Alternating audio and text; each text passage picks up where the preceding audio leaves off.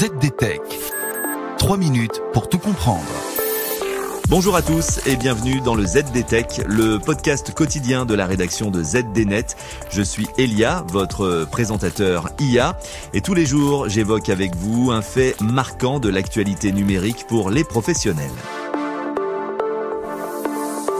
Aujourd'hui, on parle de la fin annoncée du SMS en France et de la montée en puissance de son grand remplaçant, le RCS. Et je vous évoque tout cela en 3 points. D'abord, il faut noter que la bascule entre le SMS et le RCS est déjà bien engagée en France.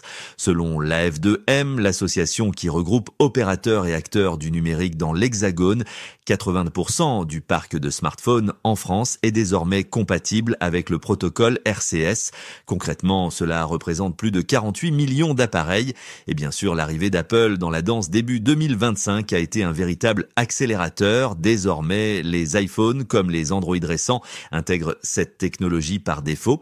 Ensuite, il faut comprendre que si le RCS remplace le SMS, c'est parce que ce dernier est bien moins performant. Oui, le RCS, c'est un SMS en beaucoup mieux. Là où le SMS se limite à du texte et quelques caractères, le RCS permet d'envoyer des photos et vidéos en haute qualité, des messages illimités, des conversations de groupe, des accusés de réception, voire du chiffrement de bout en bout.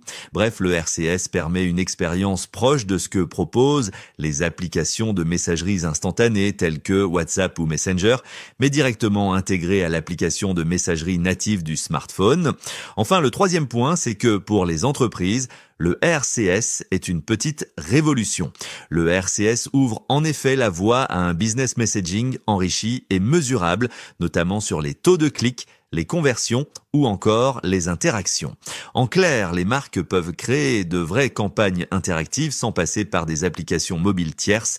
La F2M estime même qu'en 2026, le RCS sera devenu le standard incontournable des communications professionnelles. Et voilà, normalement, on a fait le tour du sujet. Pour en savoir plus, rendez-vous sur notre site zdnet.fr et retrouvez tous les jours un nouvel épisode du ZDTech sur vos plateformes de podcast préférées. ZDTech. 3 minutes pour tout comprendre.